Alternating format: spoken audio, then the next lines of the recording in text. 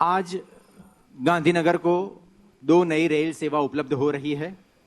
गांधीनगर से वाराणसी के बीच साप्ताहिक सुपरफास्ट एक्सप्रेस ट्रेन व वरेठा गांधीनगर मेमू ट्रेन। आमंत्रित करते हैं माननीय प्रधानमंत्री जी को कि आप हरी झंडी दिखाकर इस रेल सेवा का शुभारंभ अपने कर कमल से करवाएं।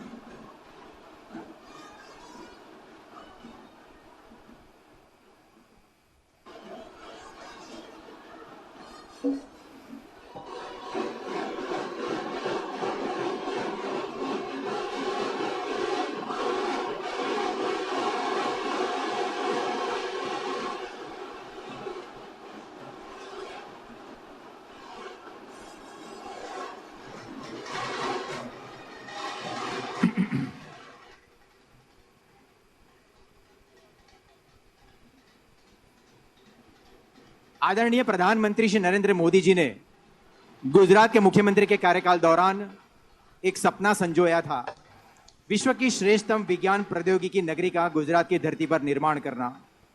आज इस विज्ञान नगरी के 3 नए प्रकल्प का लोकार्पण माननीय प्रधानमंत्री करने वाले हैं। आइए इस प्रकल्पों के बारे में जानें इस शॉर्ट फिल्म के माध्यम से। जय जवान, जय किसान, जय विज्ञान, जय अनुसंधान। हमारे माननीय प्रधानमंत्री श्री नरेंद्र मोदी जी के इस विजन को साकार करने के लिए अहमदाबाद स्थित गुजरात साइंस सिटी श्रेष्ठ और प्रमुख साइंस सेंटर ऑफ इंडिया के नए अवतार में आ रही है। केंद्रीय गृह मंत्री माननीय श्री अमित शाह के मार्गदर्शन में और माननीय मुख्यमंत्री श्री विजय रूपानी की सीधी देखरेख में विजिटर्स के लिए 3 नए शानदार आकर्षण तैयार किए गए हैं, जिनका लोकार्पण आज वीडियो कॉन्फ्रेंस के माध्यम से माननीय प्रधानमंत्री श्री नरेंद्र मोदी जी द्वारा किया जा रहा है। एक्वाटिक गैलरी, यहाँ पर 188 प्रजाति के 11,600 से भी ज्यादा जलीय जीवों की झलक देखी जा सकती है। विजिटर्स समुद्री थीम पर आधारित मुख्य खंड में प्रवेश करेंगे। गैलरी का सफर शुरू करते हुए विजिटर्स 10 विभिन्न समुद्री क्षेत्रों की यात्रा से गुजरेंगे, जैसे कि Indian zone, Asian zone, African zone, American zone, oceans of the world और अन्य। मुख्य टैंक के अंदर बनी 28 मीटर की world class walkway tunnel visitors को समुद्र तल पर शार्क एवं अवशेषों के बीच चलने का अद्भुत अनुभव प्रदान करेगी। यहाँ बना अनोखा 5D थिएटर आपको रोमांचक और मजेदार अनुभव प्रदान करेगा। रोबोटिक गैलरी, 11,000 स्क्वायर मीटर के विस्तार में निर्मित रोबोटिक गैलरी इंटरैक्टिव गैलरी के रूप में अत्याधुनिक रोबोटिक टेक्नोलॉजीज का प्रेजेंटेशन है। यहाँ रोबोट की विशाल प्रतिकृति आपको प्रवेश द्वार पर ही कौतूहल और उत्साह से भर देगी। गैलरी की हर एक मंजिल पर अलग अलग क्षेत्रों में रोबोट की उपयोगिता और लाभ का प्रेजेंटेशन है, जैसे कि मेडिसिन, एग्रीकल्चर, स्पेस, डिफेंस और दैनिक जीवन में रोबोट की उपयोगिता। अनोखा VR जोन विजिटर्स को विशाल आभासी दुनिया के सफर में ले जाएगा। रोबोटिक गैलरी का सफर रोबोट कैफे की मुलाकात के बिना अधूरा है। यहाँ रोबोट शेफ खाना बनाएंगे और रोबोट वेटर्स आपकी जगह पर आकर खाना पेश करेंगे। नेचर पार्क 20 एकड़ के विस्तार में फैले इस नेचर पार्क में mist bamboo tunnel, oxygen park, butterfly garden, colour garden, chess और yoga space, jogging track, walking track और बच्चों के लिए दिलचस्प भूल भुलैया भी है। विजिटर्स के अनुभव को आसान बनाने के लिए गुजरात साइंस सिटी द्वारा एक खास मोबाइल ऐप बनाई गई है। इस ऐप के द्वारा आप एडवांस बुकिंग करवा सकते हैं और यह ऐप डिजिटल गाइड की भूमिका में आपको परिसर के मैप के साथ दिशा निर्देश भी देगी। यह ऐप उत्सुक लोगों को हर अट्रैक्शन की विस्तृत जानकारी भी देगी। गुजरात साइंस सिटी में आइए और ज्ञान विश्व में डुबकी लगाइए। Gujarat science city, connecting community with science.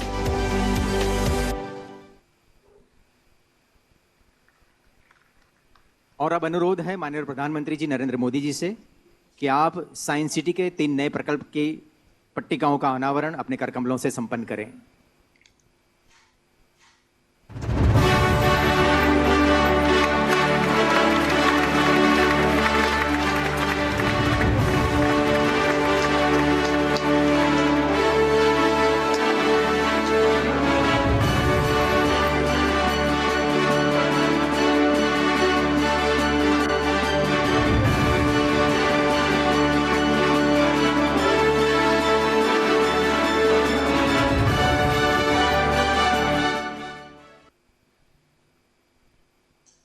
एक समय था जब देश में शासन करने वालों की यह सोच हुआ करती थी कि जितना हो पाएगा उतना विकास करेंगे, लेकिन आज के शासनकर्ताओं की सोच है जितना हम करेंगे उतना विकास होगा। यही कारण है कि कोरोना संक्रमण काल के दौरान भी देश की विकास गति धीमी नहीं पड़ी, न रुकी न झुकी।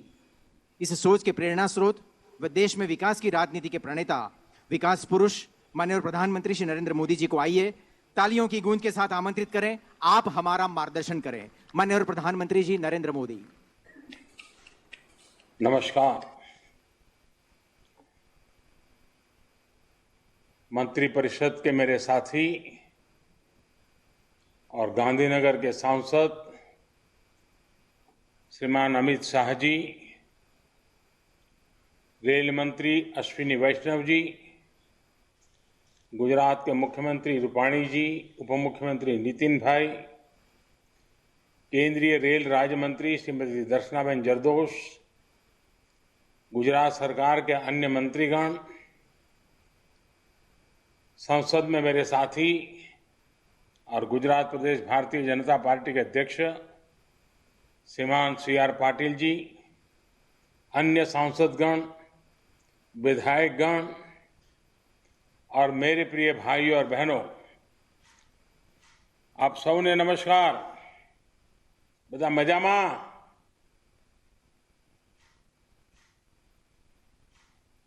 आज का दिन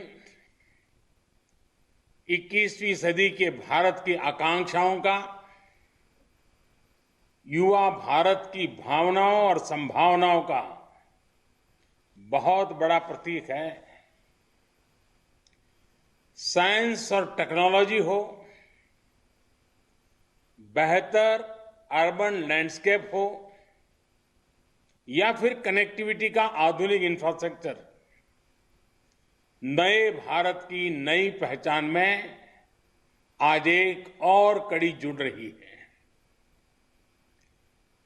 मैंने यहां दिल्ली से तमाम प्रोजेक्ट्स का लोकार्पण तो किया है, लेकिन इनको रूबरू देखने की उत्सुकता मैं बयान नहीं कर सकता। मैं मौका देखते ही खुद भी इसे देखने के लिए आऊंगा। भाइयों और बहनों, आज देश का लक्ष्य सिर्फ कंक्रीट के स्ट्रक्चर खड़ा करना नहीं है, बल्कि आज देश में ऐसे इंफ्रा का निर्माण हो रहा है जिनका अपना एक कैरेक्टर है। बेहतर पब्लिक स्पेस हमारी जरूरी आवश्यकता है। इस प्रकार से कभी पहले सोचा नहीं जाता था। हमारी अतीत की अर्बन प्लानिंग में इसको भी एक प्रकार से लग्जरी के साथ जोड़ दिया गया था।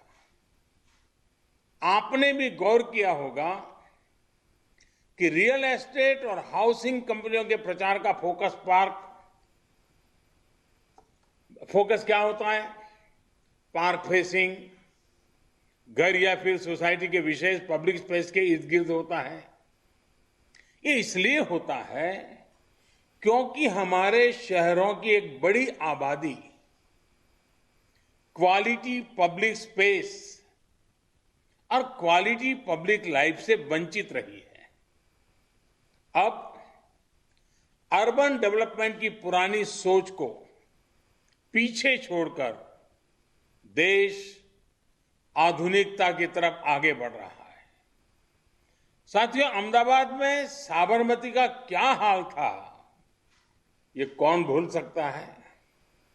आज वहां पानी की धारा के साथ साथ river front, park, open gym, sea plane, ये सब हमारे सेवा में उपलब्ध है।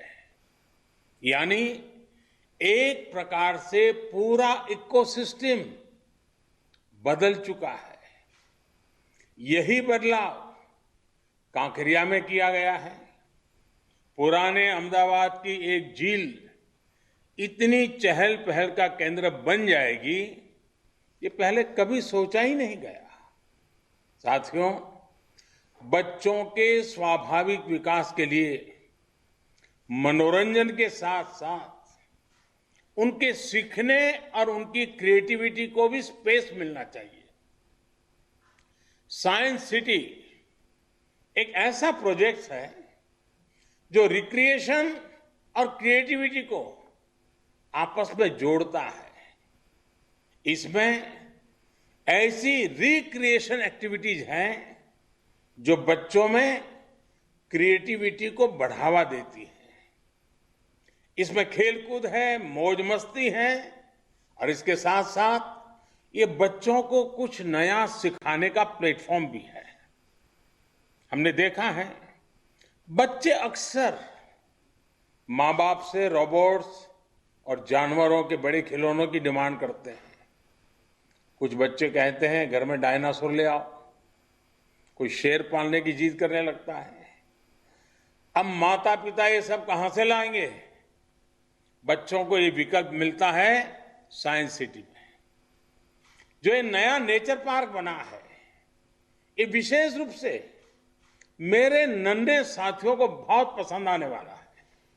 इतना ही नहीं, साइंस सिटी में बनी एक्वेटिक्स गैलरी वो तो और भी आनंदित करने वाली है।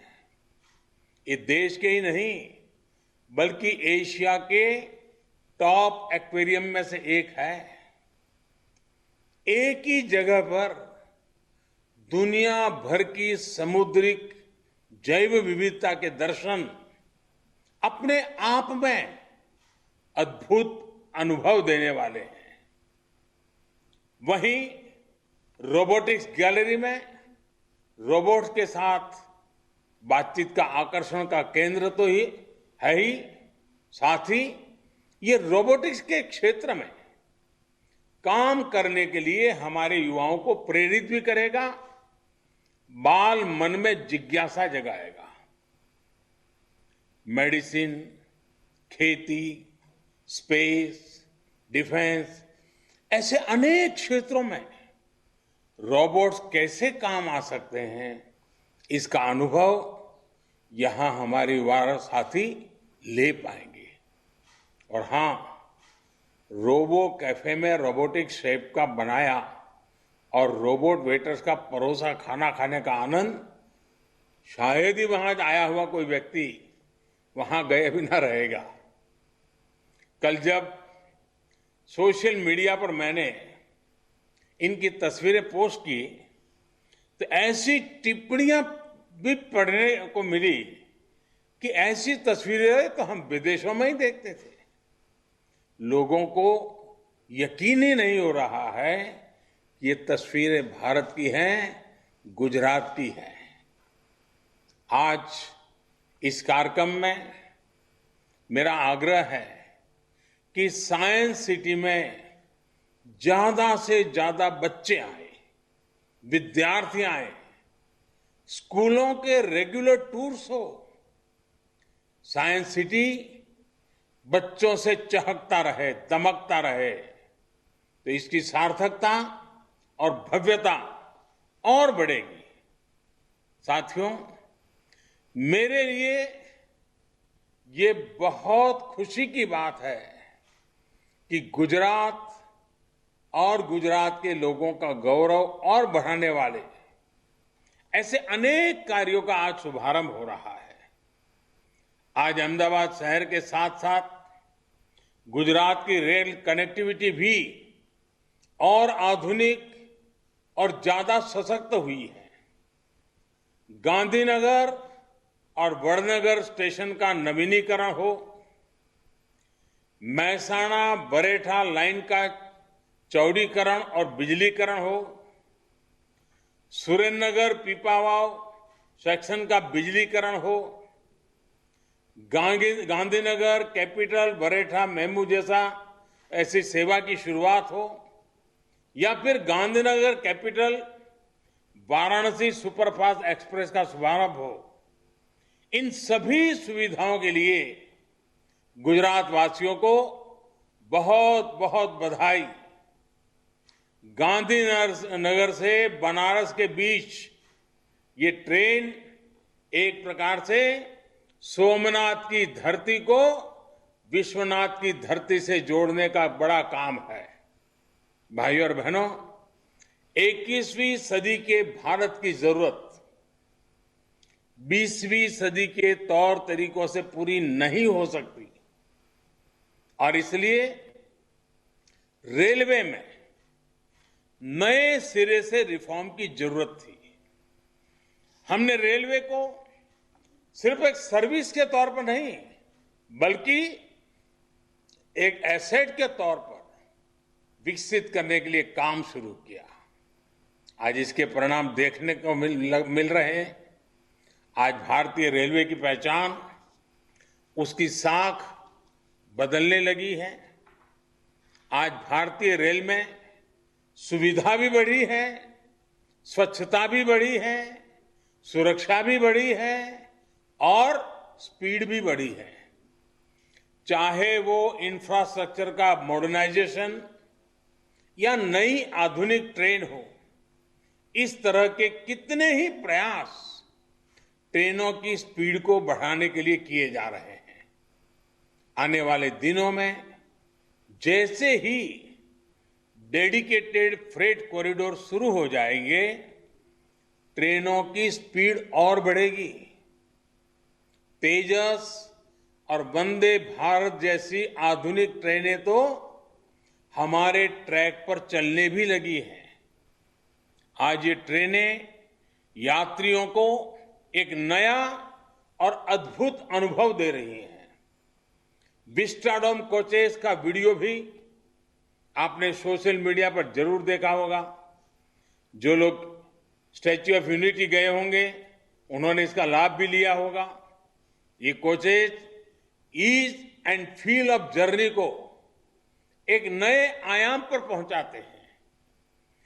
ट्रेन में चलने वाले सभी लोग अब ये भी अनुभव कर रहे हैं कि हमारी ट्रेनें, हमारे प्लेटफॉर्म्स और हमारे ट्रैक्स पहले से कितनी साफ रहने लगे हैं। इसमें बहुत बड़ा योगदान उन 2 लाख से ज्यादा बायो टॉयलेट्स का भी है जो कोचेज में इंस्टॉल किए गए हैं। इसी तरह आज देश भर में प्रमुख रेलवे स्टेशनों का आधुनिकीकरण किया जा रहा है। टियर 2 और टियर 3 शहरों के रेलवे स्टेशन भी अब वाईफाई सुविधा से लैस हो रहे हैं। सुरक्षा के दृष्टिकोण से भी देखें तो ब्रॉडगेज पर अनमैन्ड रेलवे क्रॉसिंग्स को पूरी तरह से खत्म कर दिया गया है। कभी भीषण हादसों और अव्यवस्था की शिकायतों के लिए मीडिया में छाई रहने वाली भारतीय रेल आज पॉजिटिविटी लेकर आती है। आज भारतीय रेल को दुनिया के आधुनिकतम नेटवर्क और मेगा प्रोजेक्ट्स के लिए चर्चा में स्थान मिलता है। आज भारतीय रेल को देखने का अनुभव और नजरिया दोनों बदल रहे हैं और मैं गर्व से कहूंगा कि आज के ये प्रोजेक्ट भारतीय रेल के इसी नए अवतार की झांकी है। साथियों, मेरा स्पष्ट मत रहा है कि रेलवे देश के कोने कोने तक पहुंचे, इसके लिए रेलवे का हॉरिजॉन्टल एक्सपेंशन जरूरी है।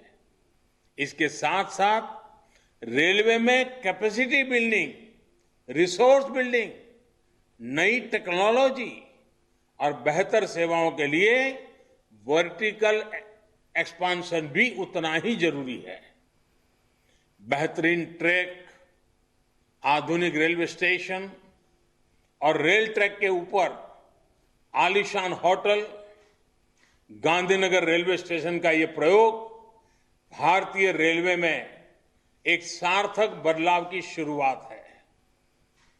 रेल से सफर करने वाले सामान्य नागरिक को भी एयरपोर्ट जैसी सुविधाएं मिले, महिलाओं और छोटे बच्चों की विशेष जरूरतों को देखते हुए उनके लिए अच्छी व्यवस्था हो, ऐसा आधुनिक और सुविधाजनक स्टेशन आज देश को गांधीनगर को मिल रहा है। साथियों, गांधीनगर का नया रेलवे स्टेशन देश में इंफ्रास्ट्रक्चर को लेकर माइंडसेट में आ रहे बदलाव को भी दर्शाता है। लंबे समय तक भारत में इंफ्रास्ट्रक्चर को लेकर भी एक वर्गभेद को प्रोत्साहित किया गया और मैं आपको बताना चाहूंगा, आप सब तो भली भांति गुजरात के लोग जानते हैं, हम लोगों ने एक प्रयोग किया था जब मुझे वहां सेवा करने का मौका मिला था। हमारे जो बस स्टेशन हैं, उन बस स्टेशन को आधुनिक बनाने की दिशा में काम किया, पब्लिक प्राइवेट पार्टनरशिप मॉडल पर काम किया और जो कभी बस स्टेशन कैसी हालत रहती थी, आज हमारे गुजरात में कई बस स्टेशन आधुनिक बन चुके हैं। एयरपोर्ट जैसी सुविधाएं बस स्टेशन पर नजर आ रही हैं और जब मैं दिल्ली आया तो मैंने हमारे अफसरों को गुजरात के बस स्टेशन देखने के लिए भेजा था, रेलवे के अधिकारियों को, और मैंने उनको समझाया था कि हमारे रेलवे स्टेशन ऐसे क्यों नहीं होने चाहिए। लैंड यूज का ऑप्टिमम यूटिलाइजेशन हो, रेलवे स्टेशन पर बहुत बड़ी इकोनॉमिक एक्टिविटी हो और रेलवे अपने आप में सिर्फ ट्रेन का आवागमन नहीं, एक प्रकार से इकोनॉमी का ऊर्जा सेंटर बन सकता है। जैसे एयरपोर्ट का विकास होता है, जैसे गुजरात में बस स्टेशनों का विकास का प्रयोग हुआ है, वैसे ही रेलवे के स्टेशनों का भी पब्लिक प्राइवेट पार्टनरशिप मॉडल पर विकास करने की दिशा में हम आगे बढ़ रहे हैं। आज गांधीनगर उसकी एक शुरुआत है। जन सुविधाओं में ऐसा वर्गीकरण, ये इसके लिए और ये अमीरों के ये सब हो रहा है, सब बेकार बातें हैं जी। समाज के हर वर्ग को व्यवस्थाएं मिलनी चाहिए। साथियों, गांधीनगर का आधुनिक रेलवे स्टेशन इस बात का भी बहुत बड़ा प्रमाण है कि रेलवे के संसाधनों का सदुपयोग करते हुए इसको आर्थिक गतिविधियों का सेंटर भी बनाया जा सकता है। आधुनिक टेक्नोलॉजी का उपयोग करते हुए ट्रैक के ऊपर ऐसा होटल बना दिया गया है जहां से रेल चलती हुई तो दिख सकती है लेकिन महसूस नहीं होती। जमीन उतनी ही है लेकिन उसका उपयोग दोगुना हो गया है। सुविधा भी बेहतरीन, पर्यटन, व्यापार और कारोबार भी उत्तम। जहां से रेल गुजरती है उससे प्राइम लोकेशन भला क्या हो सकता है। इस रेलवे स्टेशन से महात्मा मंदिर का जो भव्य दृश्य दिखता है, दांडी कुटीर दिखती है, वो भी अद्भुत है। दांडी कुटीर म्यूजियम आने वाले लोगों या वाइब्रेंट गुजरात समिट में आने वाले लोगों जब देश इसे देखेंगे तो उनके लिए भी एक टूरिस्ट स्पॉट बन जाएगा। और आज रेलवे का ये जो कायाकल्प हुआ है, महात्मा मंदिर से सट करके हुआ है, इसके कारण महात्मा मंदिर का महात्मा भी अनेक गुना बढ़ गया है। अब लोग छोटी मोटी कॉन्फ्रेंस करने के लिए इस होटल का भी उपयोग करेंगे, महात्मा मंदिर के उपयोग करेंगे, यानी एक प्रकार से साल भर अनेक इवेंट्स के लिए यहां एक सामूहिक रूप से व्यवस्था मिल गई है। और एयरपोर्ट से सिर्फ 20 मिनट के रास्ते पर आप कल्पना कर सकते हैं कि देश विदेश के लोग इसका कितना उपयोग कर सकते हैं। भाई और बहनों, कल्पना कीजिए पूरे देश में रेलवे का इतना बड़ा नेटवर्क है, इतने अधिक संसाधन है, इस तरह की कितनी संभावना उसमें छिपी हुई है। साथियों, भारत जैसे विशाल देश में रेलवे की भूमिका हमेशा से बहुत बड़ी रही है। रेलवे अपने साथ साथ विकास के नए आयाम, सुविधाओं के नए आयाम लेकर भी पहुंचती है। ये बीते कुछ वर्षों का प्रयास है कि आज नॉर्थ ईस्ट के राजधानियों तक पहली बार रेल पहुंच रही है, तो बहुत जल्द श्रीनगर भी कन्याकुमारी से रेल माध्यम से जुड़ने वाला है। आज वड़नगर भी इस एक्सपांशन का हिस्सा बन चुका है और मेरी तो वड़नगर स्टेशन से कितनी ही यादें जुड़ी हुई है। नया स्टेशन वाकई बहुत आकर्षक लग रहा है। इस नई ब्रॉडगेज लाइन के बनने से वड़नगर, मोढेरा, पाटन हेरिटेज सर्किट अब बेहतर रेल सेवा से कनेक्ट हो गया है। इससे अहमदाबाद, जयपुर, दिल्ली मेन लाइन से सीधी कनेक्टिविटी हो गई है। इस लाइन के शुरू होने से इस पूरे क्षेत्र में सुविधा के साथ साथ रोजगार और स्वरोजगार के नए अवसर भी खुल गए हैं। साथियों, महसाना बरेठा लाइन जहां हमारी धरोहर से हमें कनेक्ट करती है, तो सुरेंद्रनगर पीपावाव लाइन का विद्युतीकरण हमें भारतीय रेल के भविष्य से जोड़ता है। ये भारतीय रेल के इतिहास में सबसे कम समय में पूरा होने वाले प्रोजेक्ट्स में से एक है। ये रेल लाइन एक महत्वपूर्ण पोर्ट कनेक्टिविटी रूट होने के साथ साथ वेस्टर्न डेडिकेटेड फ्रेट कॉरिडोर के लिए भी फीडर रूट भी है। ये रेल मार्ग पीपावाव बंदरगाह से देश के उत्तरी भागों के लिए डबल स्टैंक कंटेनरों वाली मालगाड़ी की निर्बाध आवाजाही सुनिश्चित करने वाला है। साथियों, देश में यात्रा हो या फिर गुड्स ट्रांसपोर्ट, कम समय, कम खर्च और बेहतर सुविधा आज 21वीं सदी के भारत की प्राथमिकता है। इसलिए आज देश मल्टी मॉडल कनेक्टिविटी की तरफ कदम बढ़ा रहा है। इसके लिए एक विस्तृत रोड मैप पर काम चल रहा है। मुझे विश्वास है ट्रांसपोर्ट के अलग अलग मोड को जोड़कर लास्ट माइल कनेक्टिविटी आत्मनिर्भर भारत के अभियान को और गति देगी। साथियों, नए भारत के विकास की गाड़ी 2 पटरियों पर एक साल चलने हुए ही आगे बढ़ेगी। एक पटरी आधुनिकता की, दूसरी पटरी गरीब किसान और मध्यम वर्ग के कल्याण की। इसलिए आज भारत में एक तरफ नेक्स्ट जनरेशन इंफ्रास्ट्रक्चर के निर्माण पर इतना काम हो रहा है, वहीं दूसरी तरफ इनका लाभ गरीब को, किसान को, मध्यम वर्ग को मिले, ये भी सुनिश्चित किया जा रहा है। भाई और बहनों, गुजरात और देश के विकास के इन कार्यों के बीच हमें कोरोना जैसी महामारी का भी ध्यान रखना है। बीते 1.5 साल में 100 वर्ष की सबसे बड़ी महामारी ने हम सभी के जीवन को बहुत प्रभावित किया है। कोरोना संक्रमण ने अनेक साथियों को असमय हमसे छीना है, लेकिन एक राष्ट्र के रूप में हम पूरे सामर्थ्य से इसका मुकाबला कर रहे हैं। गुजरात ने भी बहुत परिश्रम के साथ संक्रमण की गति को बढ़ने से रोका है। अब हमें अपने आचरण से और टेस्टिंग, ट्रैकिंग और ट्रीटमेंट और टीका के मंत्र से कोरोना संक्रमण की दर को नीचे ही रखना है। इसलिए बहुत सावधान और सतर्क रहने की जरूरत है। इसके साथ ही हमें वैक्सीनेशन की प्रक्रिया को निरंतर तेज करना आवश्यक है।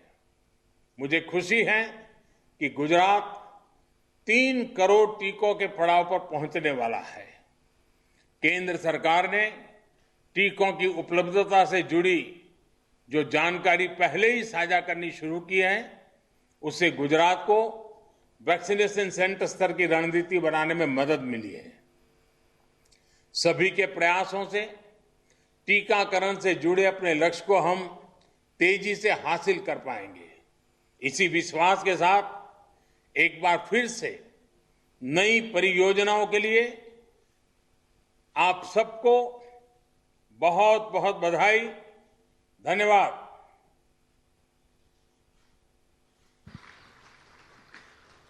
हम आपके ऋणी रहेंगे माननीय प्रधानमंत्री जी। कल अपने संसदीय मत क्षेत्र वाराणसी में 1500 करोड़ के विकास कार्यों की भेंट, और आज अपनी मातृभूमि, वतन भूमि गुजरात में वडनगर समेत गुजरात को 10 बहुविध विकास कार्यों के लोकार्पण की भेंट प्रधानमंत्री जी ने दी है। इस लोकार्पण से गुजरात की वैश्विक विकास यात्रा को नई गति, नई शक्ति व नई ऊंचाई प्राप्त होगी। इन्हीं शुभकामनाओं के साथ इस समारोह का समापन करने की उदय वैष्णव को अनुमति दें। जय गुजरात, जय हिंद, नमस्कार। તો પ્રધાનમંત્રીએ જે પ્રકલ્પોના ઉદ્ઘાટન કર્યા છે તેની સાથે મહત્વની વાત કે એક તરફનો વર્ગ કે જે ટેકનોલોજી સાથે જે આધુનિક વર્ગ તરફ આગળ વધી રહ્યો છે, બીજી તરફ સામાન્ય વ્યક્તિને પણ કોઈ હાલાકી ન પડે, સામાન્ય વ્યક્તિને તમામ સુવિધાઓ મળી રહે, તેના માટે પણ સરકાર કામ કરી રહી છે। આ દ્રશ્યો એ સ્પષ્ટ કરી રહ્યા છે કે પ્રધાનમંત્રી તરફથી રેલને લઈને મહત્વ આપવામાં આવી રહ્યું છે। ગાંધીનગર કે જે લાંબા સમયથી રેલ વ્યવહારથી વંચિત રહ્યું હતું તેને મોટાભાગની ટ્રેન સુવિધાઓથી ઉપલબ્ધ કરાવવામાં આવશે। જે લોકો ત્યાં આગળ આવી રહ્યા છે તેઓને તેનો લાભ થશે। સાથે જ સાયન્સ સિટીના 3 પ્રકલ્પો કે જેમાં વિદ્યાર્થીઓ જઈ અને જ્ઞાન મેળવી શકશે, પરિવાર સાથે જઈ અને જ્ઞાન મેળવી શકશે, શાળા અને કોલેજમાંથી પિકનિક પર જઈ એક દિવસીય પ્રવાસ પર જઈને જ્ઞાન મેળવી શકે તે માટેના ફેઝ 2નું કામ પણ પૂર્ણ કરવામાં આવ્યું છે, જે આવતીકાલથી તમામ લોકો માટે ખુલ્લું મૂકવામાં આવશે। તો પ્રધાનમંત્રી નરેન્દ્ર મોદી આજે સાયન્સ સિટીના 3 નવા પ્રકલ્પોના ઉદ્ઘાટન કરતા તે પણ કહ્યું છે કે રોબોટિક જે બનાવવામાં આવ્યું છે, આખો એક એરિયા કે જ્યાં આગળ બાળકોને એ ખ્યાલ આવે કે આવનાર સમયની અંદર, આવનાર સમયમાં કેવી રીતે એક ટેકનોલોજી ભારતને મદદરૂપ થઈ શકે છે અને કેવી રીતે સાયન્સ સિટી 2નો જે ફેઝ છે તેમાં ન ફક્ત રોબોટિક પરંતુ એશિયાનું અને દુનિયાનું સૌથી સર્વશ્રેષ્ઠ एक्वाटिक पार्क पण बनाववामां आव्युं छे કે જ્યાં આગળ તમે આજુબાજુમાંથી પસાર થતા હો અને માછલીઓ આપની ઉપરથી પસાર થતી હોય। આ તમામની વચ્ચે 1800 થી વધુ પ્રકારની માછલીઓ, 12000 થી વધુ માછલીઓને ત્યાં આગળ રાખવામાં આવી છે। રેલવે તૈયાર જે કરવામાં આવી છે તેના દ્રશ્યો હાલમાં આપ જોઈ રહ્યા છો કે જે ઉચ્ચ ક્વોલિટીની સાથે, ઉચ્ચ ગુણવત્તા સાથેની આ રેલવે તૈયાર કરવામાં આવી છે, જેથી સામાન્ય વ્યક્તિને પણ કોઈ હાલાકીનો સામનો ન કરવો પડે। સૌથી મહત્વની વાત રહી છે હાઇજીનને લઈને, સ્વચ્છતાને લઈને, સુરક્ષાને લઈને જે રેલ વિભાગ તરફથી સતત વધારવામાં આવી રહી છે।